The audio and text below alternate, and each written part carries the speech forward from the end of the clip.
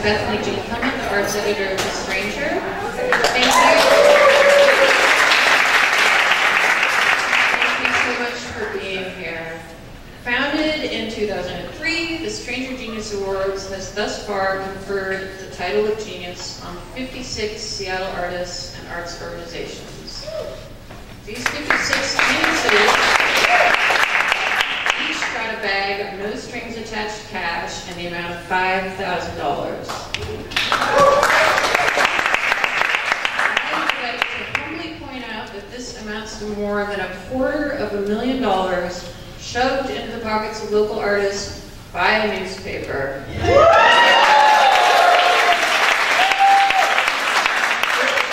is incredible, and the art staff and all the staff at The Stranger are incredibly proud and happy to be a part of it. This summer, we served up a fresh batch of 25 Genius Award nominees. We're spending 5 Wednesday nights honoring them and exploring what's between their ears, and hopefully having a drink with them afterward at Vita's. Please join us for the after party.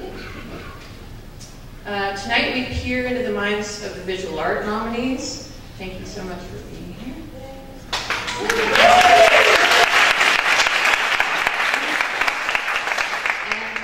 To all the past Genius winners in the house. Thanks for being here and for helping us determine which of these amazing nominees will receive the 2014 Genius Award in the visual art category.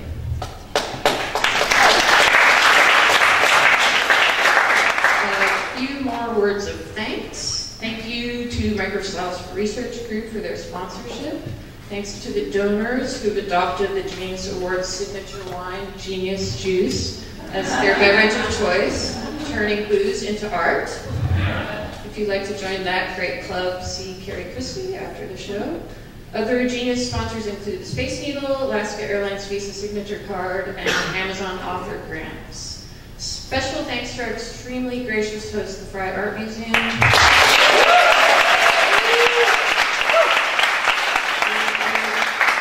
happy to be here.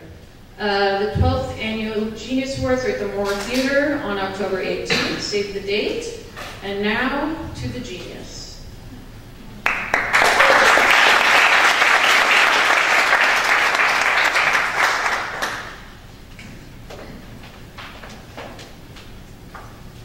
I am not the genius. Yes, you are. Oh, wow. I really asked for that, didn't Why, hello. Hi, everybody. Thank you for coming. I'm Jen Graves. I cover art at The Stranger and Slog, and for our quarterly magazine, A&P, which is coming out soon. And I'm up here to introduce the 3 artists who are nominated for this year's Genius Awards. In art, Emily Gherard,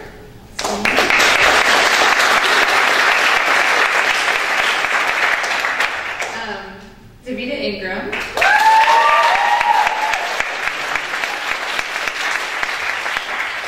and Rudolph.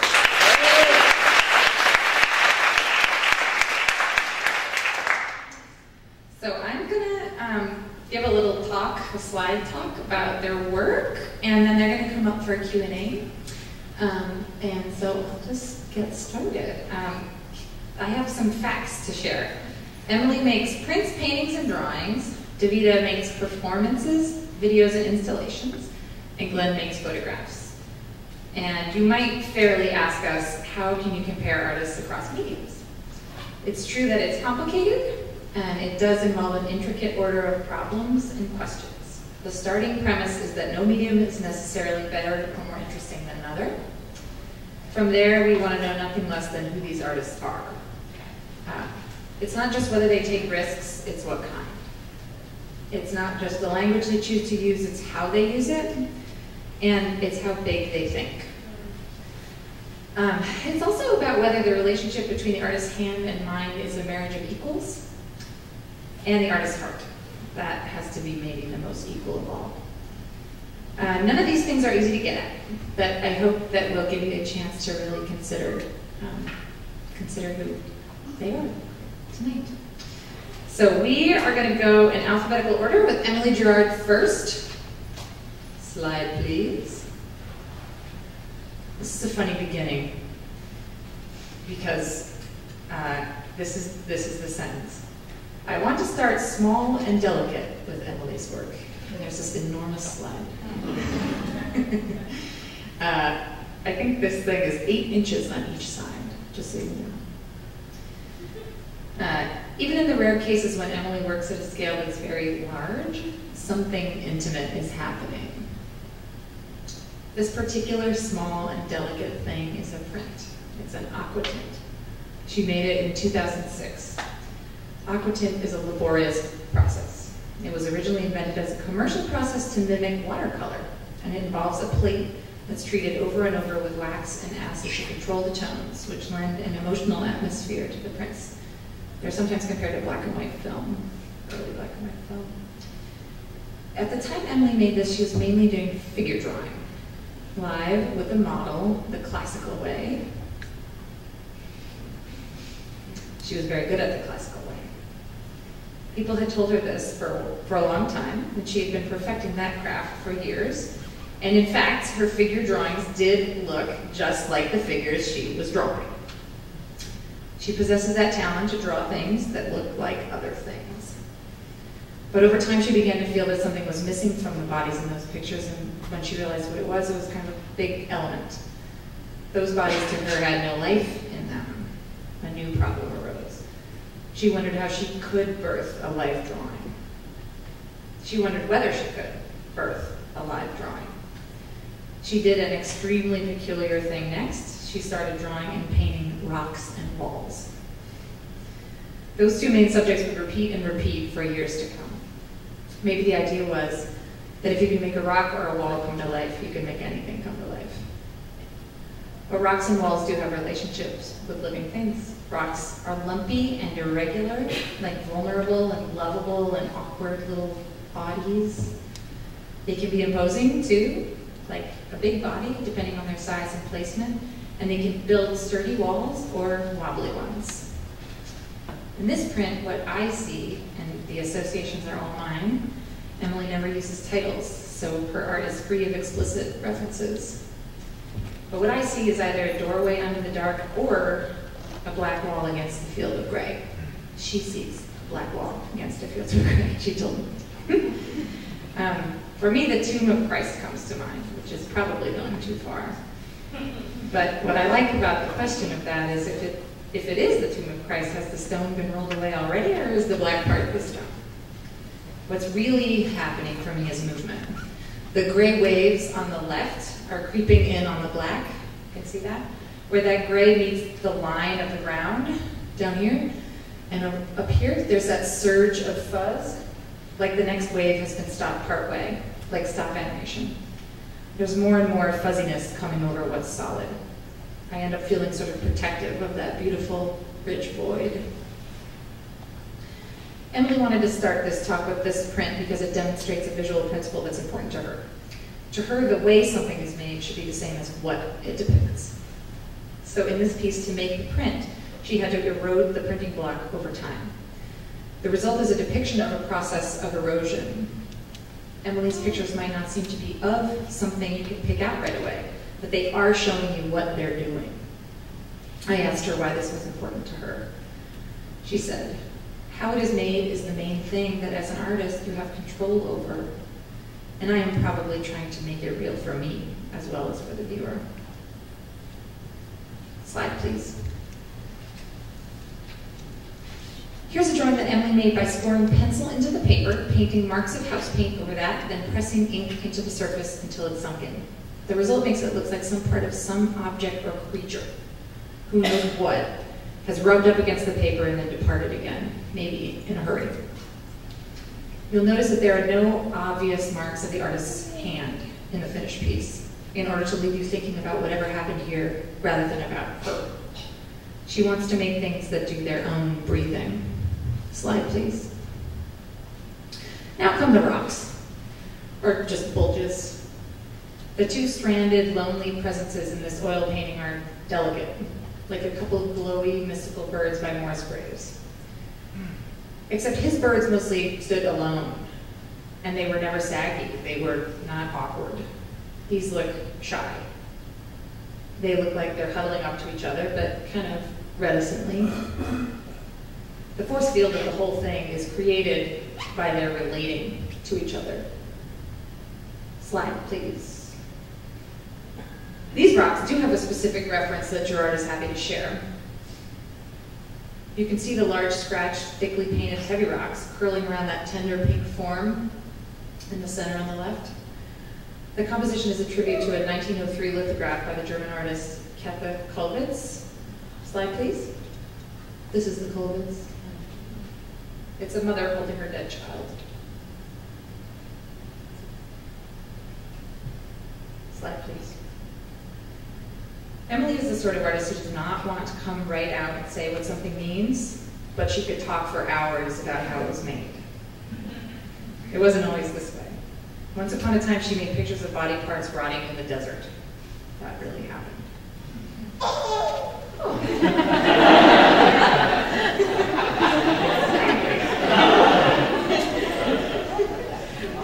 Such good timing. The pictures were overt and political and literal. It did not seem to her that things were going well in the world, and she could not stop noticing the worst parts, sort of like Goya. But at a certain point, she began to feel that her pictures were pushy, oppressive. Also, who said she was right?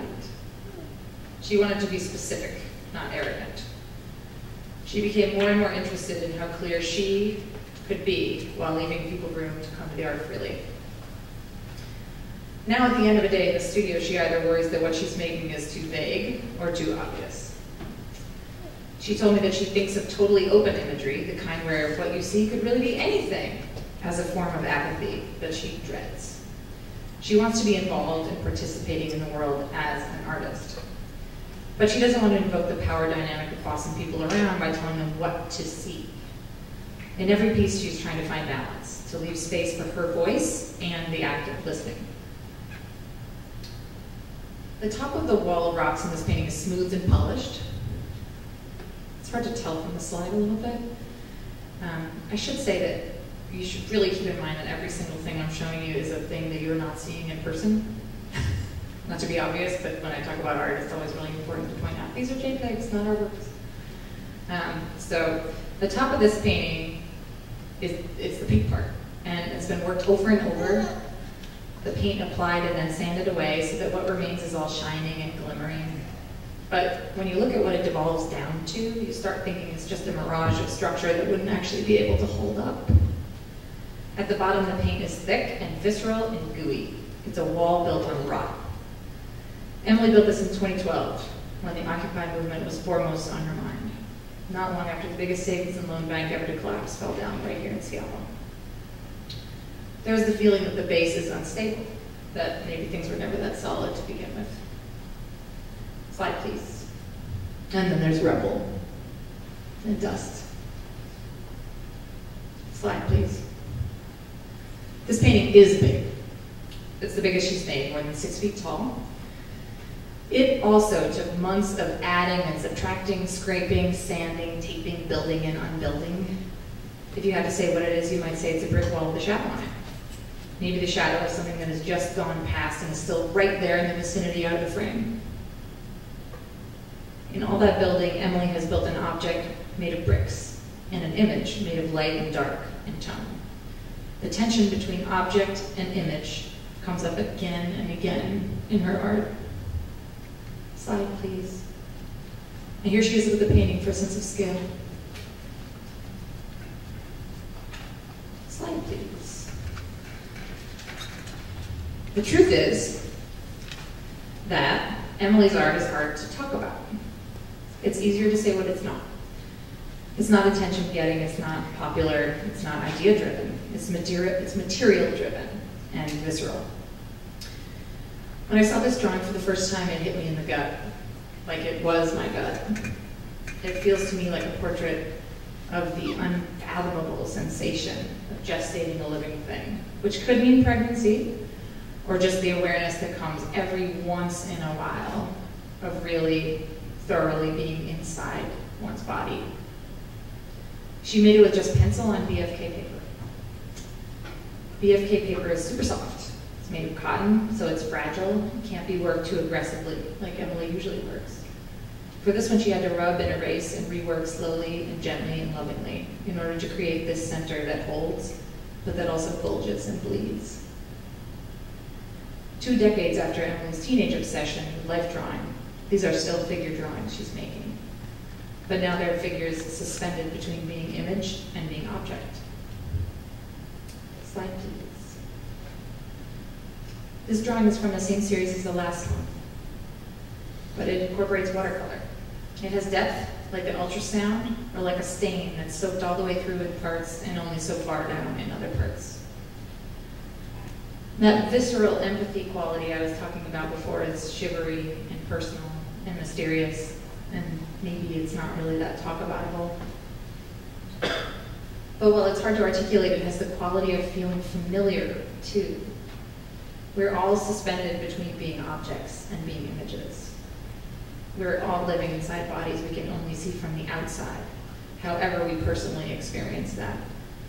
And Emily's art makes it a little less lonely.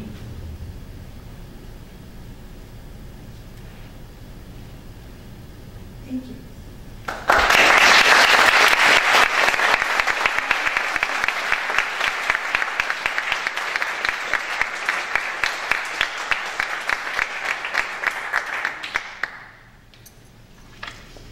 Let's now turn to see Davida Ingram.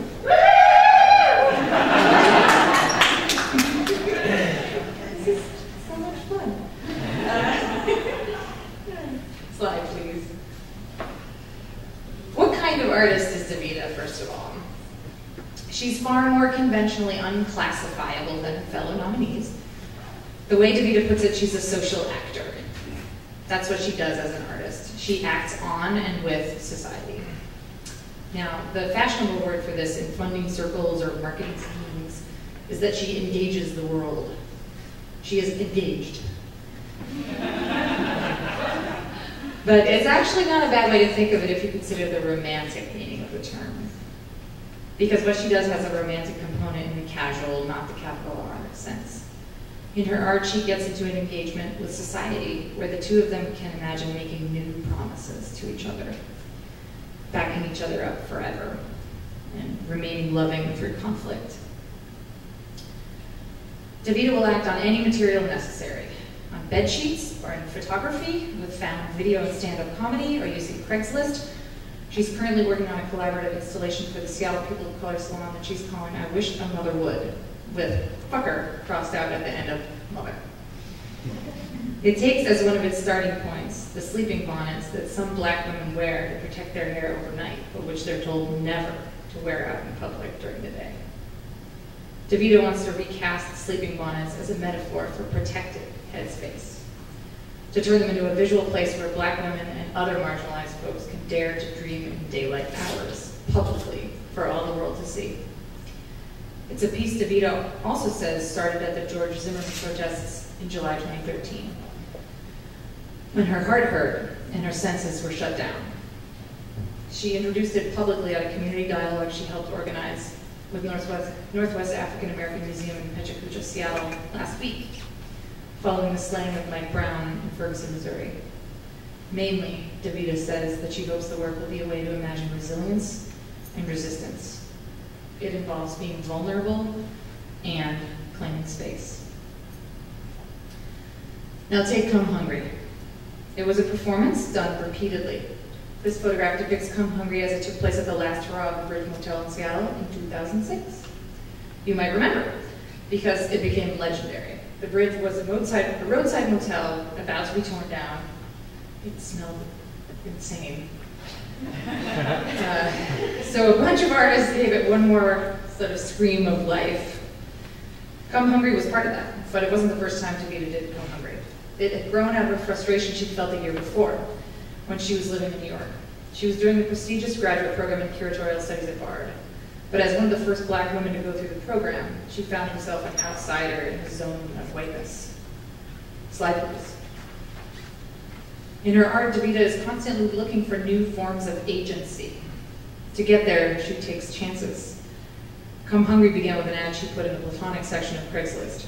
Quote, as it says, Black woman willing to make your favorite meal. You bring the ingredients, I prepare, come hungry. The ad was targeted to white men. They'd come to her house and she'd feed them dinner. She did it 6 or 7 times. Each performance was one-on-one. The interactions were actually really human, she says, which is saying something since they started from the inhuman presence of Black submission to white desire. When this country was founded, that premise was out in the open, but now it's taboo to talk about its persistence. Davida stating it so plainly, yet so playfully, was an experiment in both conflict and disarmament.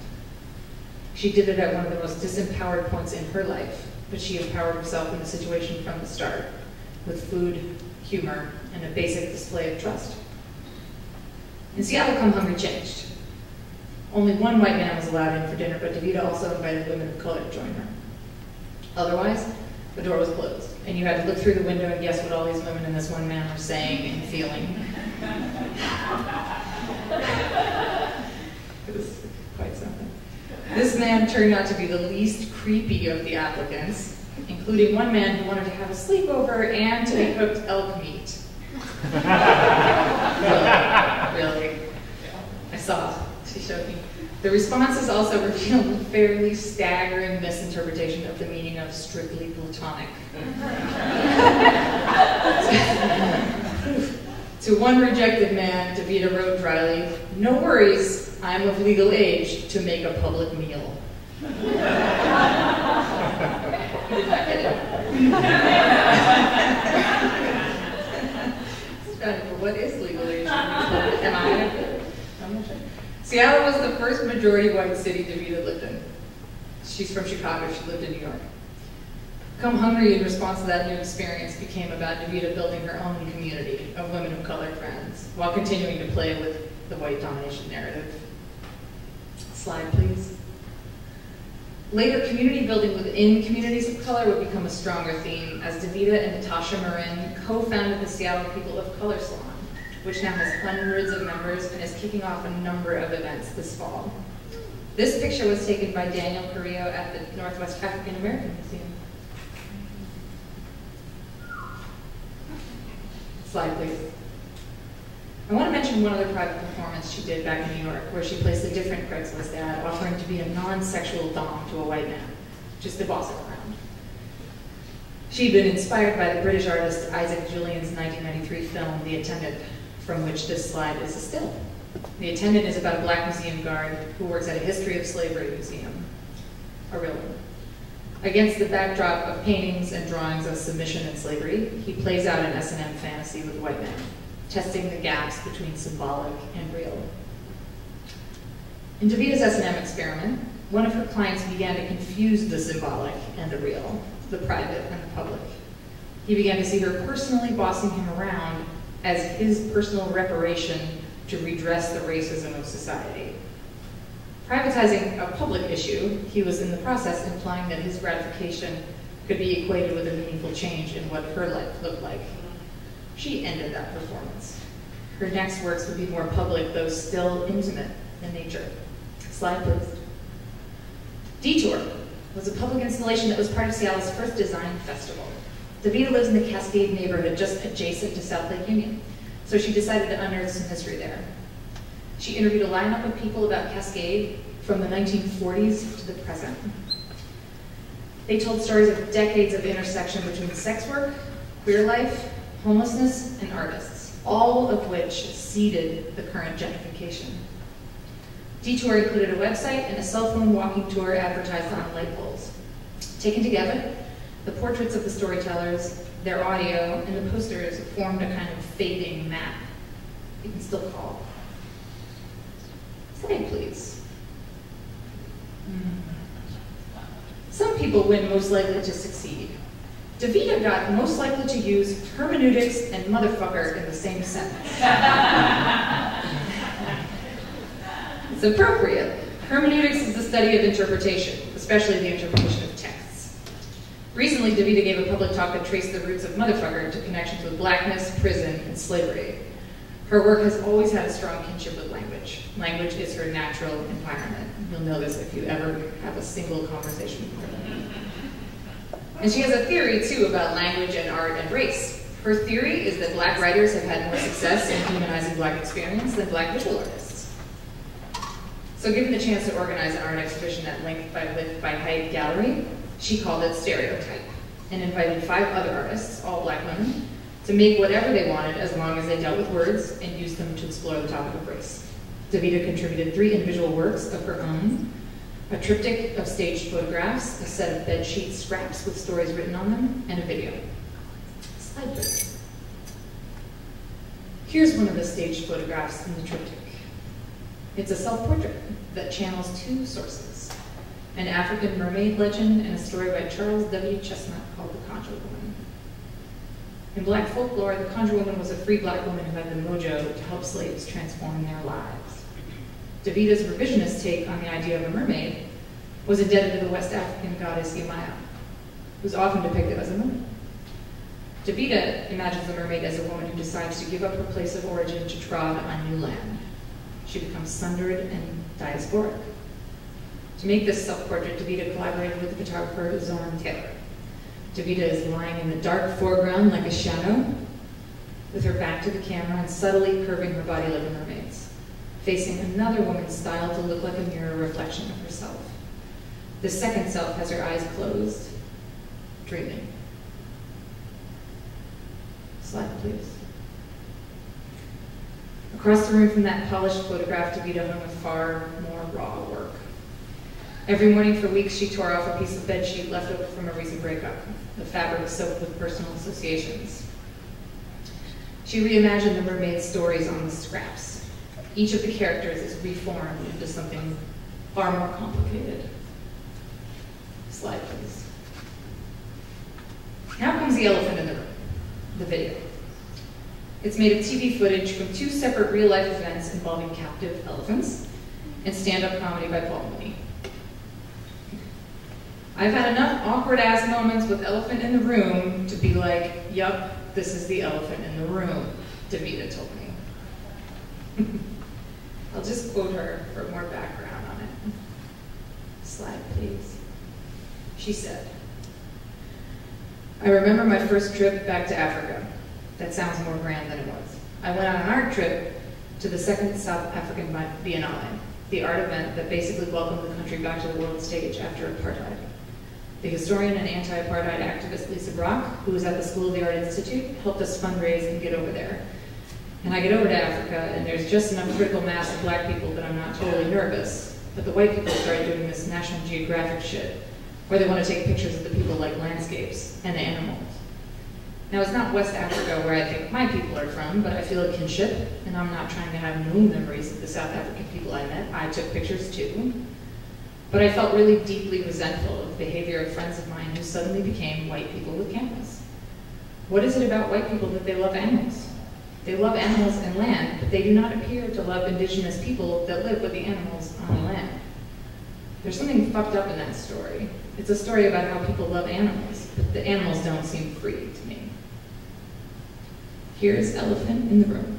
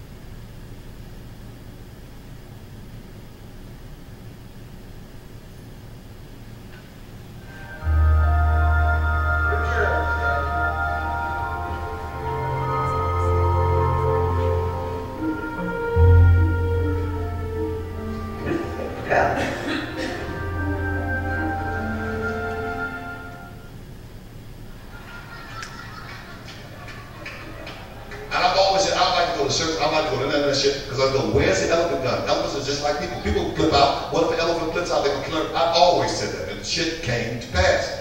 And only the white man can look at some shit like an elephant and look at it and just go.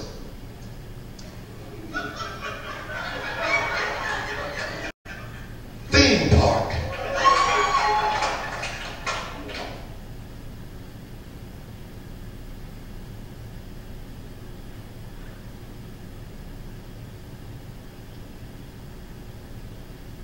Something wrong with the white man. I bet I could ride this. When was the last time you saw a nigga on an elephant? And we come from where they come from. We don't fuck around. They sticking their head in the lion's head. It's freaks. Always trying to ride some shit. SeaWorld, they riding on shit.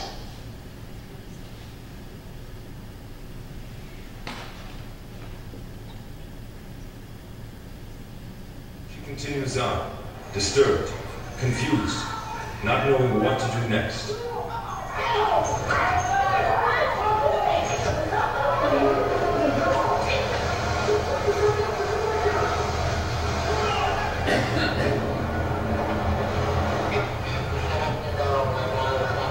This horrifying incident is brought to a tragic conclusion as the police open their weapons and continue firing until the elephant is taken out.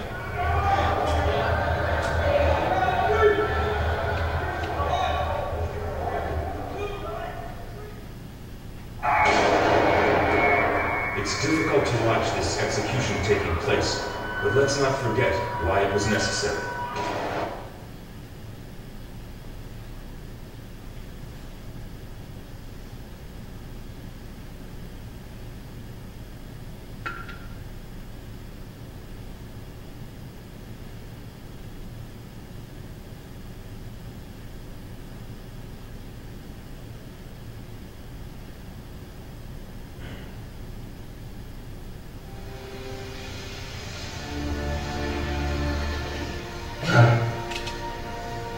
You don't have to wear that chain anymore.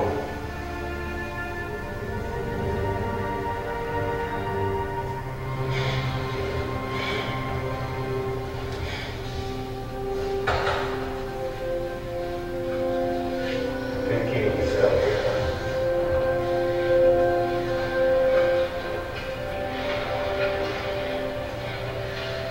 When I saw this plate, I told her that there'll be no more change. She's free now.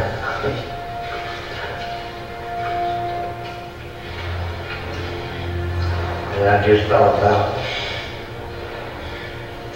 I don't know who was the first to put a chain on her, but I'm glad to know that I was the last to take it off. She's free at last.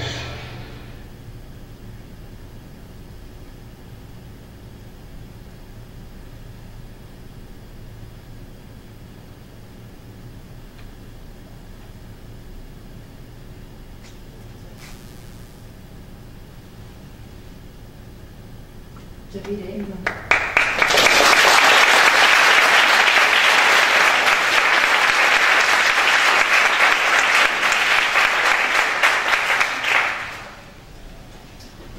Let's talk finally about Glenn Rudolph. Slide, please. For almost half a century, Glenn Rudolph has been an artist. But it's a little known fact that he began his creative life as a short story writer, not a maker of pictures. Back then, he thought photographers were idiots who chased car wrecks and murder scenes, flashing their subjects blind and taking off. That was before he wandered into a back corner of UW's Grand Main Library one day, into the section where they kept books of modern photographs by artists like Edward Weston. There were no photo classes at UW then. Photography was still not considered a fine art form. So he took what an art student takes, painting, and made some fancy things that he says look terrible now. He eventually stopped trying to make capital A art and just made art. Every one of his pictures is still a short story, and he says he feels like they're paintings too now. He's not trying to grab something, he's trying to make something. It just so happens that what he makes often has that great quality of something magically grabbed out of time. This picture he took in the backyard of his house in Fremont in 2010. They moved into the house in 1977, and that was around the last time they trimmed the trees and bushes. I guess. Dead family dogs, cats, and a turtle are buried in this yard. This woman Glenn knew stopped by her and said she'd like to have a good nude photo of herself. and she had her boyfriend in tow. So Glenn said, well, let's make some Adam and Eve pictures. When I asked him why he decided to include this picture in the slideshow, he said, because it's funny.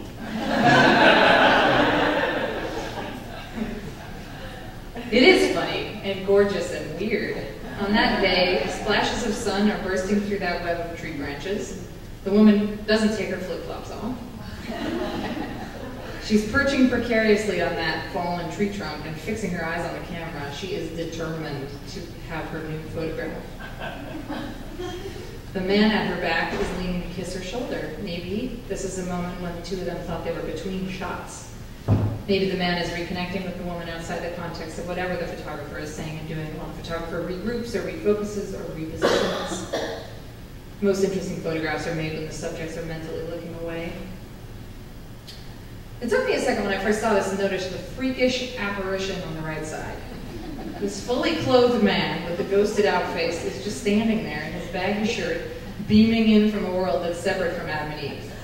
This freakish apparition, of course, is Glenn. You realize it's him because he has one hand raised and squeezing the shutter button. He was working with a 12-foot remote control air release on his 8x10 camera. He just figured he'd combine a self-portrait with a mythical Edenic scene. It's simple to see how the photo was shot once you figure it out. From the button in his hand, the cord runs forward to a camera that faces all three of them, but knowing the process resolves none of the mystery of the light that flickers and refracts chaotically, as if the whole scene were shot through a pane of glass that conducts reflections of its own. It also doesn't explain the goofy premise, as unexplainable as any comedy. In this picture, Glenn is a demigod and a Marx brother. It's not a bad description for him as an artist. Slide, please. One winter in 1980, Glenn was working on a story for National Fisherman magazine about the landless native tribes of the Northwest, the tribes that were cut out of fishing rights in 1974 by the infamous Judge Bolt decision. At a tribal meeting in Carnation, Glenn heard somebody describe a relative's house where Glenn thought he might take some photographs. So he asked where it was and was told, near the tracks. But when he went, he discovered that the tracks only existed in the past. They were not there anymore, which made him curious. Eventually, borderline obsessed, Glenn would walk the whole line, once known as the Milwaukee Road, from here to Montana. He took this picture along the line in 1986. It's near exit 38 off of Interstate 90. The railroad was abandoned in 1980, and this was one of the last bits of line to disappear. It's gone now. The way Glenn tells it, it was drizzling that day, and then the sun came out and created an instant spectacle in the sky. Glenn sees, up there in the clouds, the face of Barry Manilow.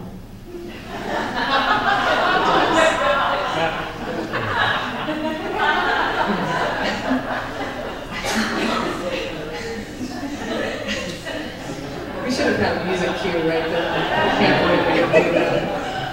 As soon as you saw Barry Manilow, he slammed down his camera, didn't even focus, guessed on the exposure, and ended up with this. Slide, please. Here's a Canadian hippie who was feeding Glenn cut ginger for the good of his immune system just before this photo was taken. Glenn was driving around the Columbia River. He often watches for the weather, any weather that interests him, and then he just drives toward it. He came across this guy who turned out to be an itinerant cherry picker. They got to talking, and Glenn asked to take his photo, but the guy said no. Glenn responded by telling him he had to take his picture. So up got the guy, and the camera came out. The color is unbelievable. Nobody is that red, and no sunset is that blue, except Glenn insists that yes it is, and the guy was sunburned beyond belief from picking cherries. At first, Glenn shot black and white film, several shots. But at the end of the roll, he realized he'd had the lens cap on the entire time. He happened to have a roll of color film several years old in his pocket, so he fished it out, and that's how the color of this photograph happened. Slide, please. One of the quirks of Glenn's photography is that he often shoots in impossible backlighting situations that are nightmarishly difficult to print, like this one. He focused his old 4x5 camera on this woman using a 6-foot lens. Her name is Juanita Carpenter. She was a Snoqualmie elder, and the boy is her grandson. It was 1982. The neighbors all thought the Snoqualmie people of this area, who also held shaker meetings in their houses, were crazy, Glenn says. He just told the woman to stand there. He doesn't direct. Another quirk of his pictures is that he constantly fails to notice when he's taking a picture of someone with something sticking out the side of their heads. This woman has a house sticking out the side of her head. I keep saying I'm going to stop that, but I do it subconsciously all the time, he says. I think there's something to it. Next slide, please. This is Lord Damon. It's spelled with an A and an E, so in the sound check I had to ask whether it was Lord Damon or Lord Demon. I think that was a fair question. He has two bridges almost sticking out of his head. Glenn made this portrait in 2002, and it is formal and composed and lovely and majestic and completely absurd. It's part of a series of pictures of a group of people who, again, are on the margins of society. This time, there are people who got together every Saturday in a park in the Kent Valley, wearing costumes and wielding weapons made out of duct tape, and calling themselves the Duct Tape Warriors. Lord Damon was the head of the clan, and he ran it like a drill sergeant, Glenn says, but you don't need him to tell you that. Just look at the picture. For this shot, Glenn was about 3 feet away from him using an extremely wide lens on his 8x10 camera. Glenn wanted to get both the sweep of the overgrown post-industrial landscape and Lord Damon's eyes in clear focus, and he did. Glenn had left his dark cloth back in the car, so in order to get the picture, he had to take off his shirt. Lord Damon is not amused by Glenn's shirtlessness. Love that guy, he's so good. Slide, please. This is Lyle. He's gone now, too. Glenn took this picture in 1983 in a rural pocket near Puyallup that's probably suburban at this point. What you might not notice at first when you look at this picture is the train rushing past behind Lyle. It's that whoosh, zooming by the incredible stillness of this scene from another era, with Lyle standing on a little toy bridge he built himself.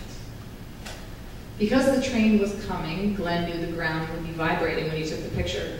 He needed to muffle it, so he told Lyle to just stand there, and he planted his tripod in the water. It's steadied by the mud. Slide, please. The photos sound simple. They are of people and landscapes. Actually, you think they're about one thing, but you find out they're about another and another, says Norman Lundeen, a figure drawing professor of Glenn's at UW in the 1960s, who loves Glenn's work now. Back then they didn't agree at all. Glenn says, he was teaching me how to draw naked women, and I didn't have any idea why we were doing that.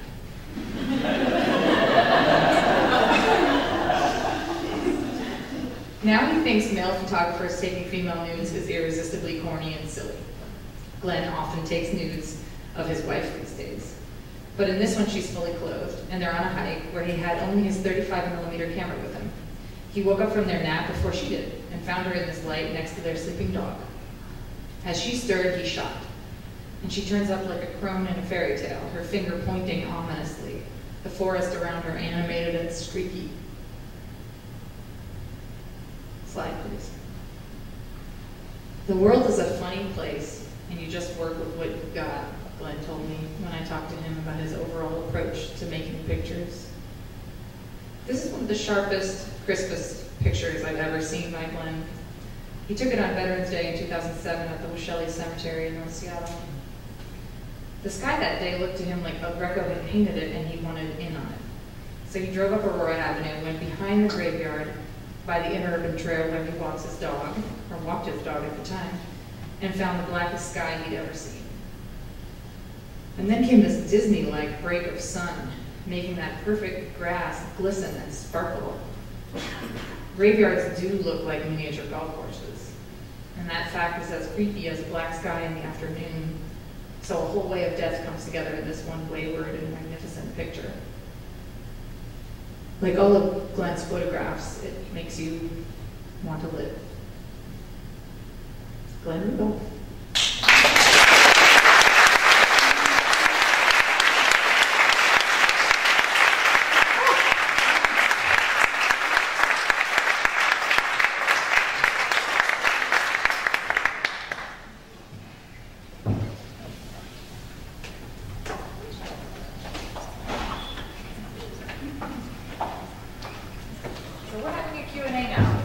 habits. We're having a Q&A now. Q. Hey. And so while we're getting all set up, does anybody have a cue? What I mean is, who would like to go first with all the cues I know you have? Yeah. Why this fascination with backlight? Well, that's a good question because it's impossible to print. To this day, I still do it. Technically, it's just you're up against the wall. Because film doesn't want to do it. Digital photography doesn't do it at all. And there's always a question, what do you see when you see things in shadow against this landscape? And I can't see anything in there anymore because I have cataracts I haven't had fixed. So it goes on and on. It's basically I'm fascinated with what you see and what you don't see. And with that sort of thing happening, it's always this nebulous, you never really know what's going on. Does that make any sense? Goya did backlighting really well. And in art school there was this one painter, you'll remember Richard Crozier, who could paint backlit subjects like no one else. So I always was jealous of his ability to do this. So all these years I've been, trying to do it. I haven't done it yet. Because a lot of my early prints are printed, the foreground is too dark. And it's beyond the materials, so you just have to wing it.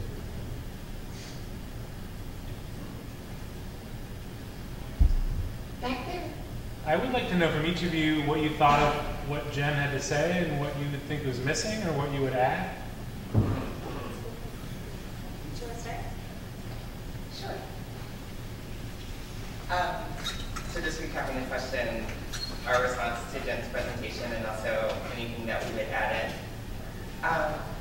One, I want to say thank you, Jen, for her collaborative approach to doing the slideshow. I went to grad school for art criticism, and I think one thing that happens with art criticism is that you normally find your work being told in a way that's unfamiliar sometimes. And I appreciated just the generosity of being asked to chime in. Probably for my own work, I would probably maybe just underscore it, and I don't think this has anything to do with what Jen left out, but more me thinking about how I want to tell my story, is that my work is pretty collaborative. And as I was kind of going through the slides, I was thinking about the really rich community here that I've been able to work with and to collaborate with. And because I wouldn't necessarily say my work is social practice, but I do feel like it's really important for me to be engaged with people. And I also tend to leave myself vulnerable because often I want to do projects with a discipline that I'm not familiar with. So I end up working with sound engineers like Lara Davis or teaming up with photographers like Zoran Taylor, and I like that they're able to let me realize my vision. And that feels, I don't know, it feels very rich and rewarding for me. Thank you for talking about her work. I kind of loved that she decided to talk, that it's organized, that someone else is talking about your work, because it gives you that kind of distance and space. And I kind of let go of the control of what somebody's going to say about my work and feel about my work. And all I have is what I can do with the work. So I'm pretty comfortable with not being the person who's trying to sit there and explain my work. So there's something really exhilarating, even though I know I kind of we had a really in-depth conversation back and forth. You make these things and you hope that even just a few things are going to kind of get through the work, that you can sit there and just do this, and that there'll be some kind of reaction. And when somebody says something that dovetails with what you're thinking, you're just like, oh my God, that's shocking. So it's an exhilarating process when somebody talks about your work and has that kind of back and forth. So I kind of, is the work open-ended? For me, no, because how would I go into my studio and make it if it was open-ended? So just satisfied that that's what it is. So that's Well, I always enjoy what other people think about my work. And, there's many people, everyone has their own opinion, and I respect it. And I find it really fascinating because a lot of this stuff I don't think about, I just do it. Years ago, I inadvertently wound up sending some contact sheets to the Columbia River over by White Bluffs to an outdoor magazine. And they published the work, they published a contact sheet, and they sent me the work back, and they left their little tags on the work. I put it back in my contact, I put the negative back in the contact sheet, and the tag said, this is all fine. Radiation over there must be affecting the photographers. I left these tags in my file for someone to laugh at. It's great. I really enjoyed that. So, I used to string for the Seattle Times Pictorial back in the 70s, and I'd have to show my contact sheets. And that's what killed the deal with them ever hiring me permanently, because they thought I was out of my mind. Anyway, I really enjoyed Jen's take on my work, so thank you. They have to say that. Very good. Who else? Yeah. In poetry, the first lines are given. Then the active intention comes in the active editing. I'm wondering how much of your work is intentional, how much is accidental. That's something I think about a lot, that kind of path between. For me, that thing with the first line, I'll start with a simple proposal. It may be a very banal kind of choice of materials. I'm going to be using these materials. I may have a process of using a soft paper that's going to kind of dictate some things. I've been working with the same kind of imagery for a while now, so there's a starting point. And then things start to kind of shift. It starts to become just, this is what I'm doing, I'm trying this thing. I work on pieces for a long time so that I can try to figure out what I'm doing. At a certain point, it becomes intentional. There is a kind of you see what it's saying, it's kind of informed you. You have a moment, you go back and forth, and then you put it out there and you let it go. And that same question about what somebody else is going to say becomes a big and relevant thing. So for me, personally, I have a moment of trying to be very clear about this is what I'm doing, because the work is just a series of decisions. You go to your studio, you make a move with your hand, you make that choice to make that move, and you do that again and again and again through a series of decisions. And then you just let it go. For me, that's that kind of process. So I would say I swing back and forth between being very intentional and trying to be very clear, and then realizing that the work is way smarter than me, thank God, and I can just hopefully kind of show me something, a path. I don't know if that answers Danny drove me nuts, so I quit. And the problems he talked about are just, I grew up in the world of abstract expressionism, which I just sort of never could figure out organically in my life. There's always this conflict. So, what you're doing is very creative.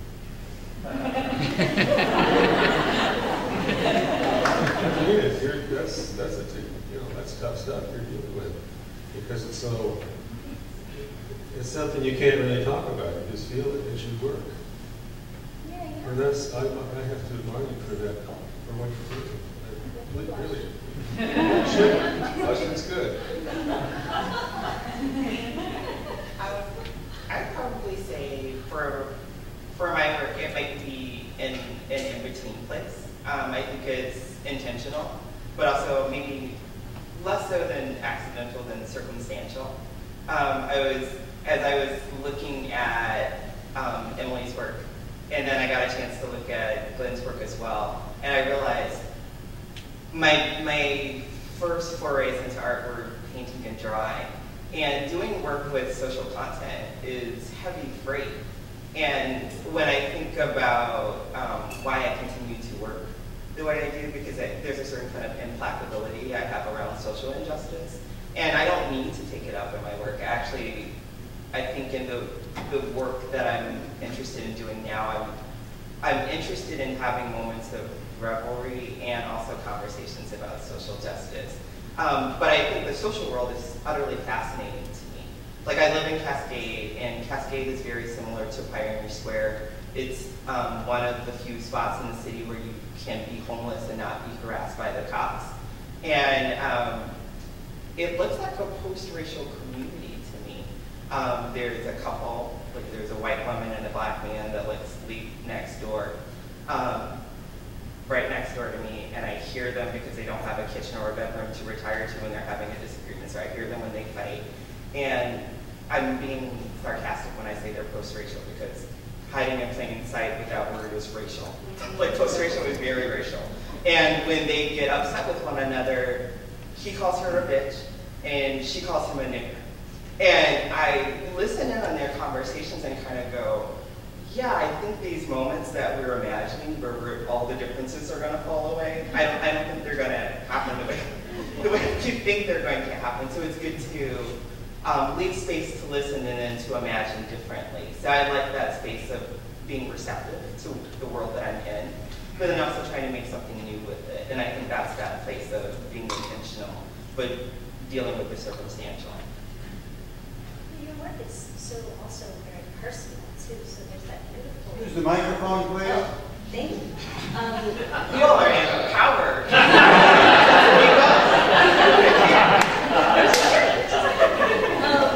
art is so personal though too, so there's that beautiful kind of uncontrol of being personal, but then also having the social, because you have control over both and no control over both. You're so sweet. I wish you were there when I was doing Come Hungry, and like my girlfriends were like, "You're doing what?" Yeah, why are you doing that?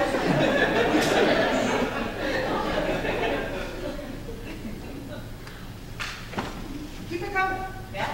Back row. So I have a question for Davida, actually. Given that you live in Chicago and you live in New York, I'm wondering why Seattle?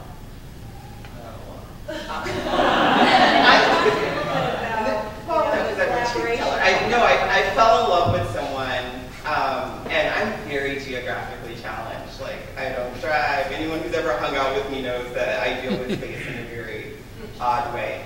But I would look at the map when I lived in Brooklyn, and the person who I was seeing lived here, and I would just be like, this isn't going to work unless one of us moves into a different place. Which is fine to me. I was like, I want to check out the West Coast. But why I've stayed in Seattle is because there's so much opportunity here. And I don't think it always gets leveraged. Like, I was looking at the crowd in the Fry, and I've been tracking the change with the Fry. Like, I love that Robin is here because I felt like she ushered in such an amazing change to this museum. And then I'm thinking about, like, the show that's up right now, Your Feast Has Ended, and thinking, these are really relevant conversations, and I like the level of entree that you can have in Seattle in terms of thinking about what you want to do here. So I think Seattle's the perfect place if you have something specific that you want to do. I've always felt like this place makes room for you if you have something that you want to evolve. So, do I like being a racial minority when I didn't know how to act like one? Probably not. And I'm not really good at it, but I think that's probably one of my virtues, is that I'm not good at being a racial minority. So there you go.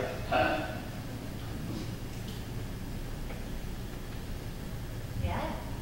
Question for Emily. I was curious about your choice to not title any of your paintings. I'm wondering if you could talk a little about that as an abstract painter, and how long if you ever did title your paintings. Yeah, words are not really my thing, and everything that I seem to title or kind of give titles to really either limited or kind of seemed like silly and cheesy and kind of hobbled it. I think that if a piece, I have titled things, and it's when the piece had that title at the beginning. This is what it is, and it was that from the beginning. It's kind of the same thing with canvas. It is that thing from the beginning. I try to recycle canvases, but they're cursed and they never really recycle well, because it has a purpose, and that's what it was. So if it has a title, there's only been a few, and they tend to kind of lock in at multiple levels. So the title does that. It's not just one thing. It's like 10 or 15 different things, and then gives you space. And I'm maybe not that person to do that. Yeah, it's not my medium, and I just back off on that. I manipulate two-dimensional space. So that's yeah. Yeah. So, Davida, you mentioned that words work for medium, but it was mentioned that they kind of word yours, and I was wondering if you could talk a little bit about that and how you relate to words and to text in your art.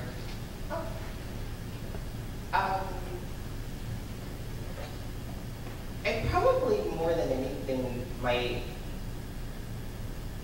I feel so sacrilegious. I might be more of a writer than I am a visual artist. But at the same time, I think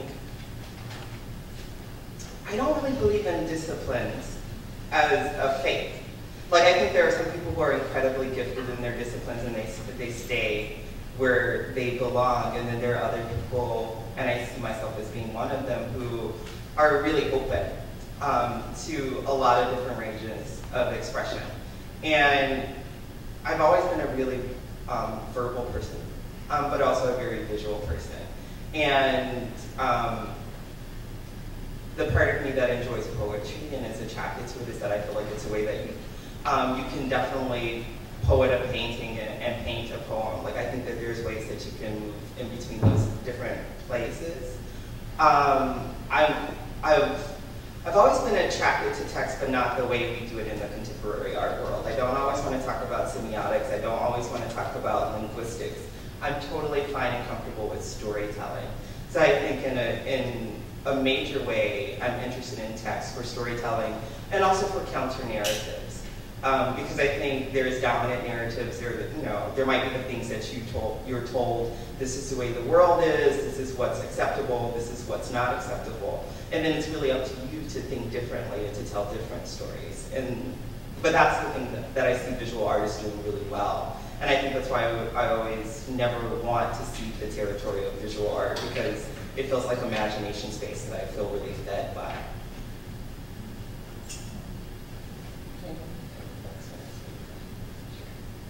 Who's got the next question? Yeah.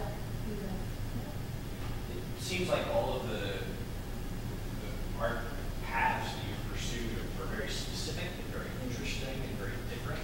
I'm curious what things you have learned that have surprised you, whether they're social things, whether they have to do with technique, but it just seems like your investigations have gone deep in singular directions. I'm curious what you would bring back to the rest of us that you would never have thought of if we hadn't done it.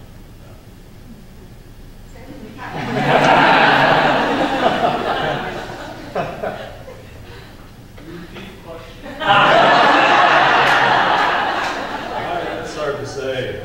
It's hard to answer. Should I repeat the question, Glenn, in some way? I think you were asking me, one curator that used to live here years ago said that if I didn't photograph these things, no one would ever know they existed. I think that answers the question.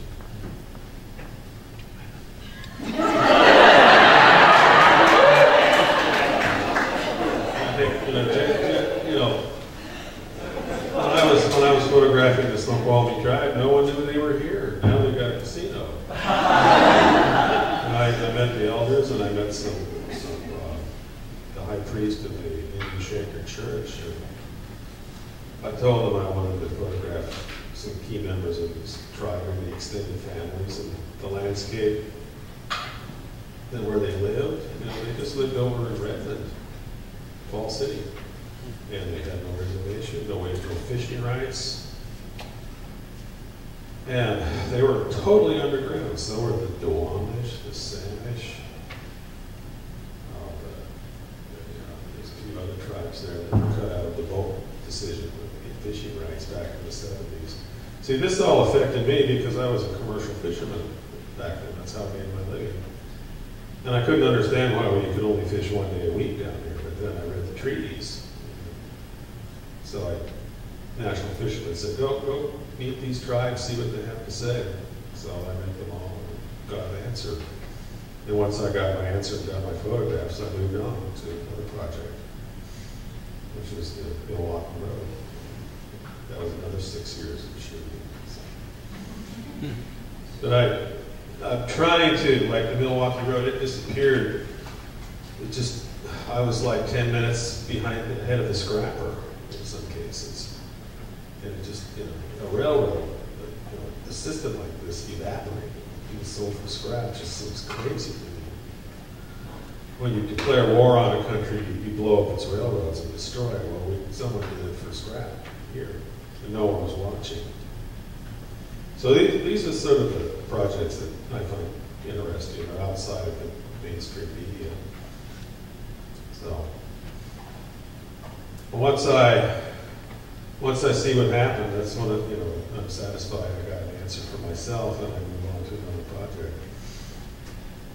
Does that make sense?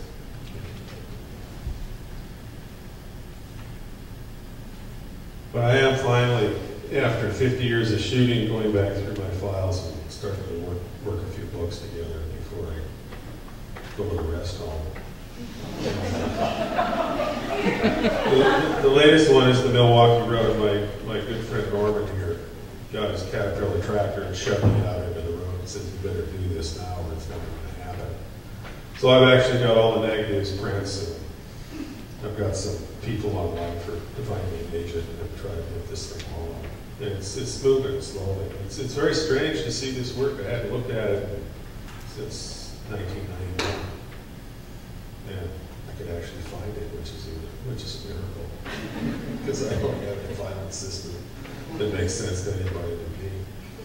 So, but I feel responsible to get this stuff done before I go too old and lose interest. Because I just didn't go hiking, look for mushrooms every day, take pictures of mushrooms. Oh, yeah. We've already found that they're starting to come on the east side. So.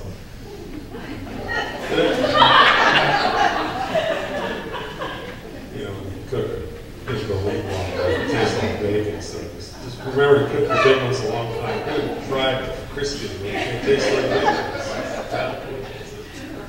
Anyway, that's what happened last time.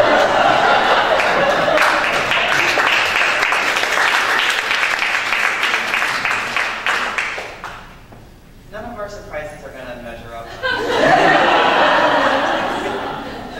No bacon taste.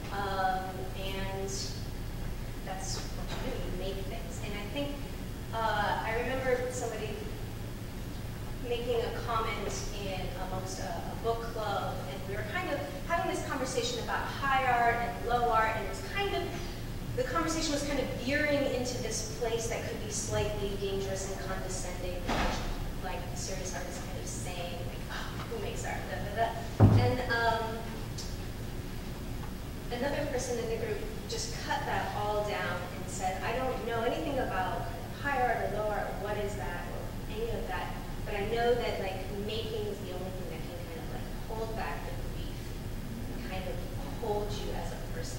And that just hit me and wrote me, and I feel that that is, that said it better than I could. And I think that's true. So, you know, making. That would be the thing that I would say of all things for Sean. I almost feel like, what?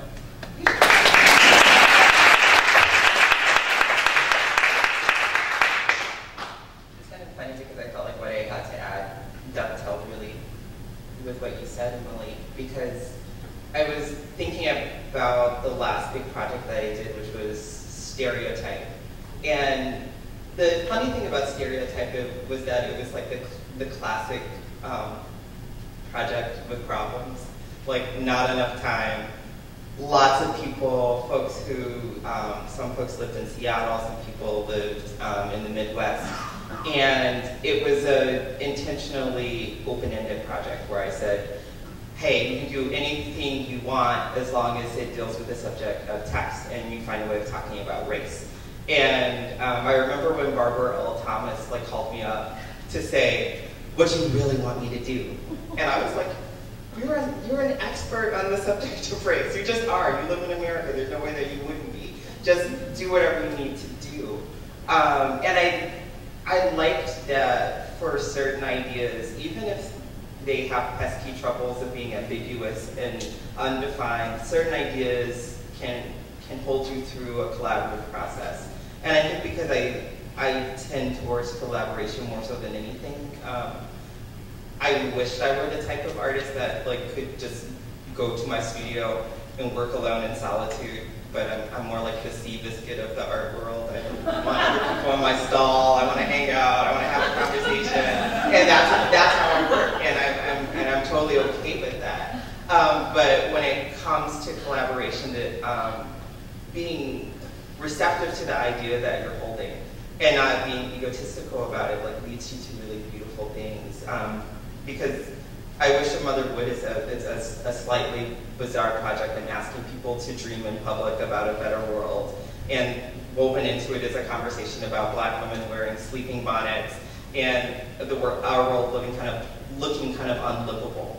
And when I had the first visioning session where I asked people to kind of tell me what their dreams were, I was so amazed at how naturally people started talking about love and patterns of alienation, which is what I was thinking about. But I didn't want to say it, I just wanted to listen. And as I was listening and as I was hearing those things, I was like, that's an idea I can hold space for and move towards. So I think having ideas that support you, like I think the right idea will find you. That's kind of romantic, but I do feel like sometimes the right ideas find you. Yeah, if you're just there. You just kind of show up and are there again and again and again and again. And that kind of leap of faith that happens when you kind of embark on a new project or a piece or anything is a weird kind of feeling that you just have saying, okay, I'm going to spend my time doing this kind of really stupid activity for hours and hours and hours, and then somehow that, you know, because sometimes the ideas are just, yeah.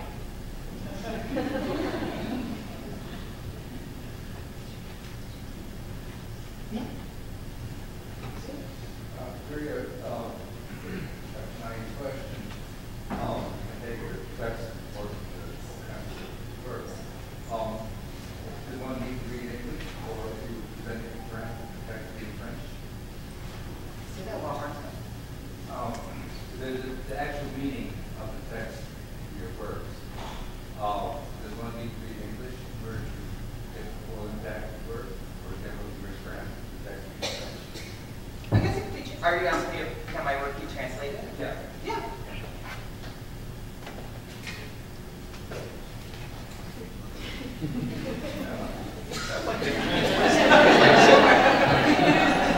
Why not? Subtitles. Subtitles. That's it. About, you know, voicing whether or not it's the piece. I mean, it's also also a question that I think could be looked at a little bit more deeply. Like I think in the U.S. we are so used to having everything in English that I think I naturally said yes because I would like the things that I'm thinking to be open to other people who don't speak English.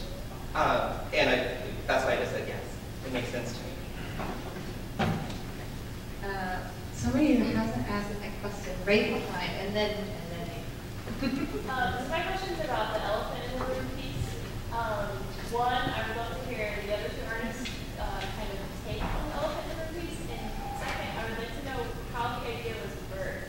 Was it from the phrase? Was it from the love of elephants? Was it from the justice of the YouTube video? I'm just kind of curious about the initial process.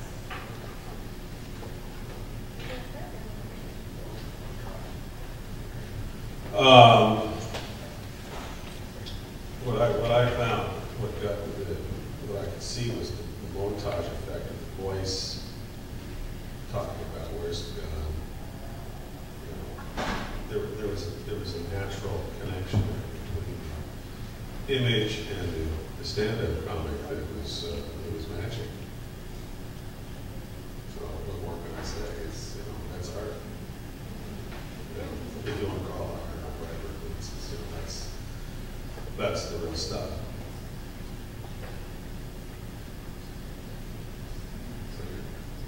I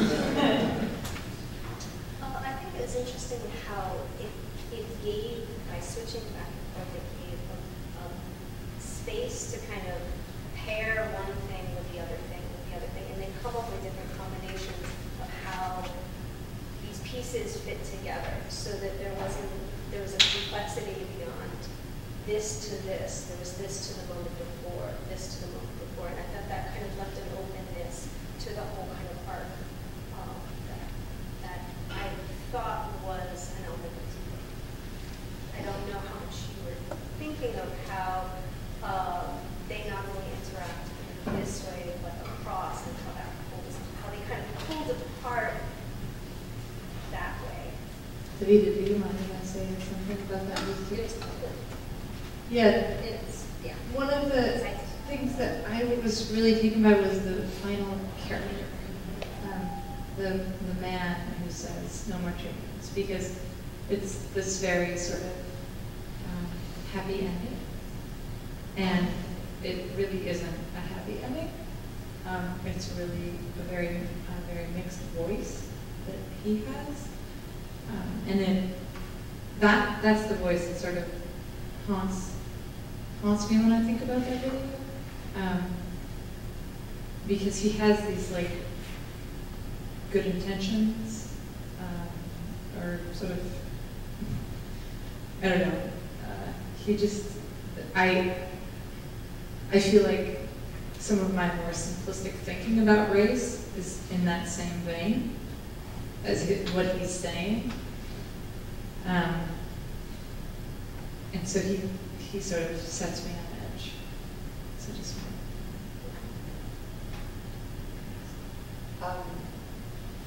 the elephant in the room has a funny origin in that I'm a sucker for clickbait on Facebook. And so I clicked on that video for the elephant sanctuary. And I'm always attracted to, even if I'm slightly skeptical of things that evoke certain emotions. Like especially the emotion of sympathy, because I feel like we should always question sympathy. I don't question empathy. If you can put yourself in someone's shoes, that's a very different feeling. So I watched the video, and what struck me was that all of my friends who had posted about it, no one talked about the guy Solomon, the caretaker. And I saw, like maybe just immediately, a conversation about noble savages from watching that video, and it made me, because I'm an avid Paul Mooney fan, so I remembered his, I always feel like I'm like Paul Mooney with like 50% less bitterness. You have to know Paul Mooney to know what I'm talking about, or maybe not. But in any case, I knew I wanted to go back to what Paul Mooney was saying, because I believe in injustice and equality, and I think there's a funny thing that happens with animals where people put animals over people, and then people are at the bottom, and I think that showed up for me in that video, and I just wanted to have a conversation about narrative. So one of the things structurally that's going on in that video is that you might be overpowered by Paul Mooney's ability to tell a story because he's the most powerful narrator in a way in that video, but then I think that Solomon is the most evocative, but he's also the one that I have the most questions for because he feels so naive. And I wanted to do a piece that helped me go through all the different places that I felt and thinking about, I do think an elephant is equal to a human. And I don't think they should be in captivity. I don't think people should be in captivity. And perhaps that's why when I see that elephant being shot down, I can think of something like Trayvon Martin or Mike Brown because they feel akin sometimes, and I can't always wrap my mouth around it, so that's probably why I made that video. I think we actually have to be done, but if we could have one more really quick, and I know I promised you, but you were. No, I'm good. Okay. I did see you first. Right. Oh, I was just wondering if you guys could continue to reflect on each other's work a little bit more. It's really wonderful to have that. Will you just continue that? Oh, that's a wonderful question. Can you repeat the question, please? Could people continue reflecting on each other's work?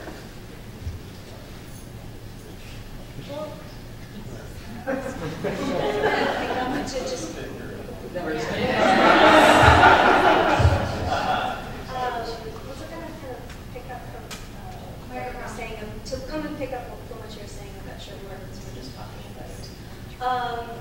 You know, that feels, that idea that each character in each segment swaps its roles and swaps its significance, I think is really very profound in that piece. And so that it kind of swings you back and forth between feeling this and this, and that is where we kind of find the gray in the piece in a beautiful way. So it's not saying, okay, this is the gray, but it's saying, okay, here's an extreme, and they kind of counter each other in a nice way. So I think that's what we do in the art.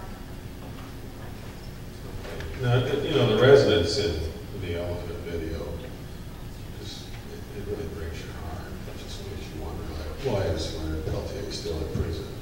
You know, when are they going to let him out? I mean, what's the point? You know, this is still, he's still in the can.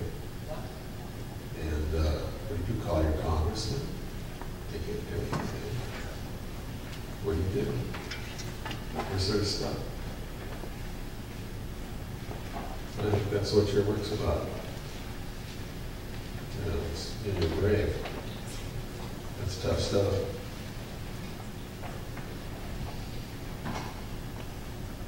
I think we can be done. Should we be done? Thank you for coming.